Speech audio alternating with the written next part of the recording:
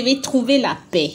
Écoutez, il y a le repos en paix, mais il y a le va en paix. Repos en paix, nous l'utilisons pour les personnes mortes.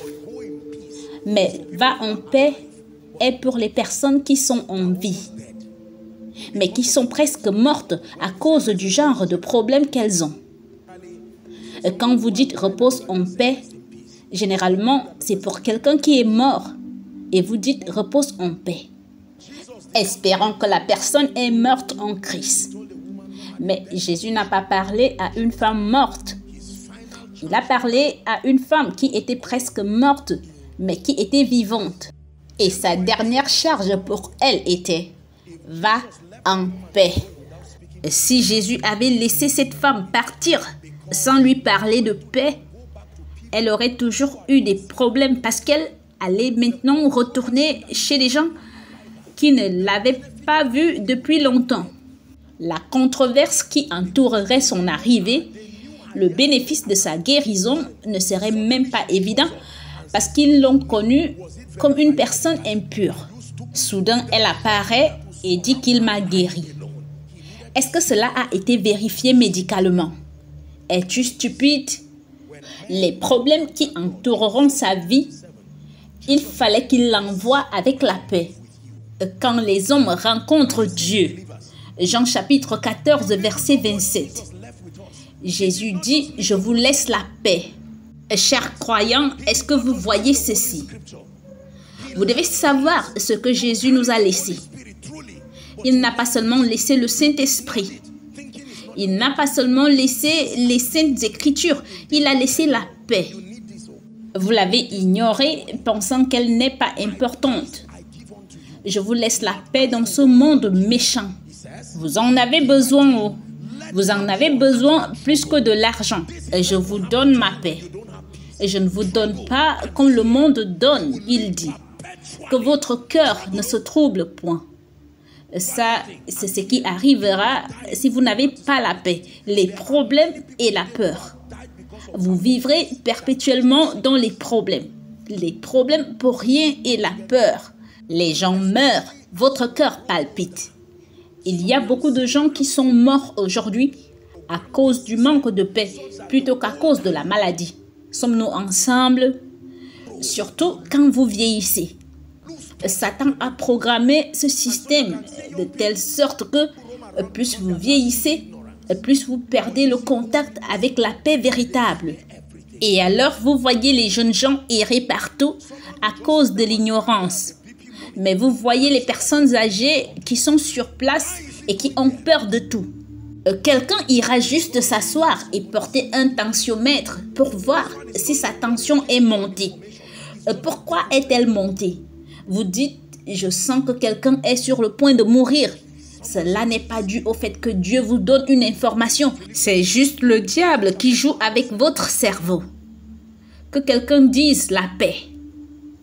Philippiens chapitre 4, verset 7. Philippiens chapitre 4, verset 7. Il dit, « Et la paix de Dieu qui surpasse toute intelligence gardera vos cœurs et vos pensées en Jésus-Christ. » Les problèmes dans ce monde sont nombreux. Et laissez-moi vous dire, si vous n'avez pas la paix de Dieu, le diable n'a pas besoin de vous tuer. Par vous-même, vous découvrirez que vous pouvez aller et tomber dans un puits et mourir. Le taux de suicide a augmenté. Sommes-nous ensemble? Augmentation des frais de scolarité, augmentation des frais de carburant, transport et tout ce que vous voulez. Et quand vous y pensez, vous regardez vos enfants courir partout. Vous regardez tout, vous regardez votre famille et vous vous rendez compte que vous êtes le seul à vous occuper de 22 personnes. Et le peu d'argent que vous avez, un voleur vous a rencontré au distributeur et vous a dit de tout enlever tranquillement et lui donner. À la fin, vous pouvez vous asseoir à la maison et littéralement faire de l'hypertension et mourir. Il y a de nombreuses personnes aujourd'hui. Ce n'est même pas qu'en Afrique. Vous savez que le monde aujourd'hui est plein de gens tristes et de gens qui ne peuvent pas sourire. Ils ne peuvent pas se réjouir. Que s'est-il passé? Ils disent, je ne sais pas, Peut-être que le diable est dans ma vie. Ils peuvent avoir raison, mais la colère n'est pas la solution. La tristesse, le froncement de sourcils ne sont pas la solution. Pourquoi es-tu comme ça? J'ai remarqué que les gens ne m'aiment pas. Cela a commencé dans mon village, mais maintenant c'est partout. Que quelqu'un dise la paix. Vous devez apprendre à avoir la paix de Dieu. Et si vous êtes dans le ministère, laissez-moi vous donner un conseil honnête. Et si vous n'avez pas la paix, vous n'allez pas vivre longtemps. Les factures, le loyer, les critiques, toutes sortes de choses. Et si vous n'avez pas la paix, vous ne dormirez pas. Vous allez littéralement mourir d'inquiétude et de manque de sommeil. Et alors, vos enfants arrivent. Votre épouse arrive. Tous les problèmes dans la société. Ils vous ont promis un rendez-vous. Ils vous appellent la veille et vous disent de vous préparer, de rassembler tous vos dossiers, de regarder la chaîne nationale ou toute autre chaîne. Et vous regardez du matin au soir pour voir dans le journal qu'ils félicitent quelqu'un d'autre. Et ils disent qu'à 11 heures, ils ont changé votre nom. Et vous vous asseyez et dites donc ce dernier qui était censé être une manifestation de la fidélité de Dieu. C'est ainsi que ma vie va être.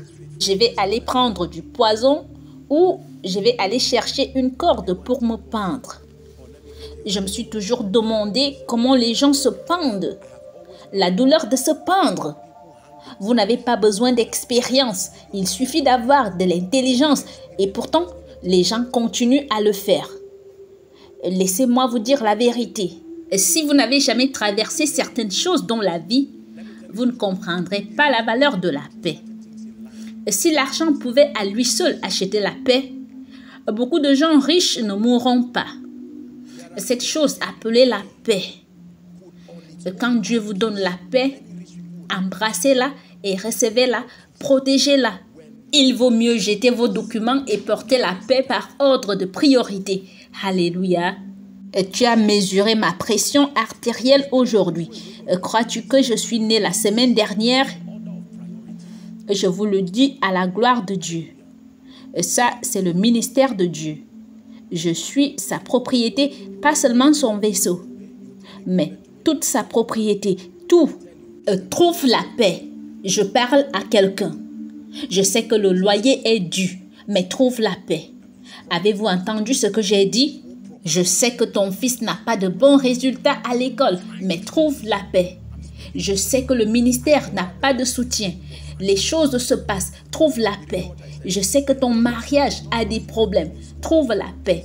Trouve d'abord la paix. Savez-vous ce que j'aime chez cette femme? Même si elle a dépensé tout son argent chez les médecins, elle avait tous les droits d'être en colère. Vous ne voyez aucune manifestation d'un sentiment de colère ou de rage ou d'émotion. Pour une femme qui a été en difficulté pendant 12 ans, elle avait le droit d'être en colère contre n'importe qui.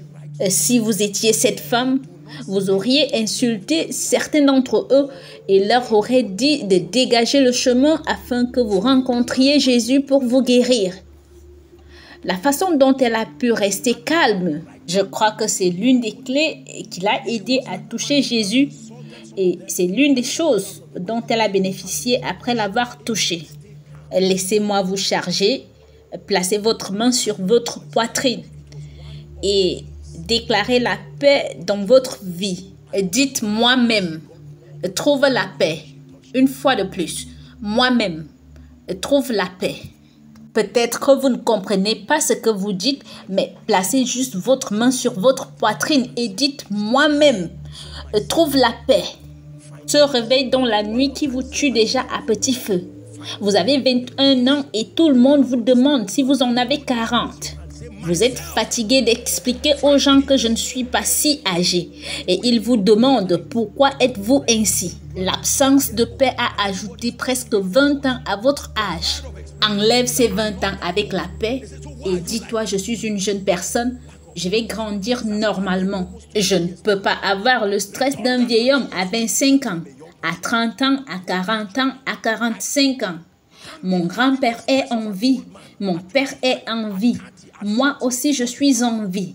Laissez-moi vous donner un conseil honnête, un conseil paternel, un conseil prophétique, un conseil amical. Et si vous suivez les problèmes de cette vie, ils vous conduiront droit vers la tombe et la vie continuera quand même. Avez-vous entendu ce que j'ai dit? Il y a des moments où vous devez regarder les tempêtes et dire simplement « faites votre pire ». Prenez une chaise et asseyez-vous tranquillement. Avez-vous entendu ce que j'ai dit? Parce que la vie a une façon de vous intimider et quand Satan voit que vous êtes menacé par la vie, il amplifie les choses au-delà de leurs proportions et vous entoure avec elles. Il y a des jeunes qui se parlent à eux-mêmes maintenant comme s'ils avaient des problèmes de cerveau, jusqu'à ce qu'ils se retirent. Vous verrez un jeune homme parlant seul, vous regardant faisant des calculs, 5 plus 7 égale 18. Et vous l'observez à distance, ce garçon n'est pas né ainsi. C'est ainsi qu'est la vie. Je m'adresse à tout le monde ici, en particulier à mes chers frères. Laissez-moi vous dire la vérité. Je sais qu'il est bon d'être responsable, faites de votre mieux. Mais pendant que vous vous battez, pendant que les problèmes de loyer vous giflent, les factures vous giflent, alors que vous entendez les commentaires sur vous que vous n'êtes pas responsable, ne vous inquiétez pas. Vous n'avez pas envoyé votre fils à l'école. Il doit 2 ans de scolarité à un collège ou une université. Laissez-moi vous dire la vérité. Décidez-vous et écoutez-moi. Trouvez la paix. Vous n'avez pas payé le loyer du ministère de l'auditorium. Vous êtes dans le pétrin. Allez vous plier bagages. Les anciens viendront vous voir et vous diront, êtes-vous sûr que Dieu vous a appelé? Nous ne disons pas que vous êtes faux, mais êtes-vous sûr que vous avez été appelé? Et vous savez que les êtres humains savent comment exagérer. C'est comme si votre père et votre mère ne seront pas contents. Es-tu sûr que tu n'as pas offensé Dieu? C'est ce qu'ils ont dit à Job. J'enseignais à une retraite et je partageais avec eux certaines des choses que nous avons traversées dans nos petites vies. Je suis un jeune homme, mais il y a une façon dont la vie vous donnera des cheveux blancs à cause des choses que vous avez traversées. Avez-vous entendu ce que j'ai dit? J'ai vécu plusieurs vies dans ma vie. Plusieurs vies. Il n'y a rien qui soit aussi mauvais que son apparence. Pourvu que vous puissiez dormir et vous réveiller. Criez avec moi, les tempêtes passeront. Les tempêtes du ministère passeront. Les tempêtes maritales. Les tempêtes financières. Alors qu'elles viennent, faites-leur un signe de la main. Car il y a une loi. Il y a une loi. Une loi qui va avec le temps. Qui va avec le temps. Ce qui signifie que vous pleurez aujourd'hui. Mais vous rirez bientôt. Vous vous réjouirez bientôt. Ce qui signifie que vous n'avez pas d'enfant. Mais commencez à vous réjouir. Car tous ces vêtements que vous avez achetés ne seront pas en vain. Ce sont des enfants vivants qui les porteront. Sommes-nous ensemble?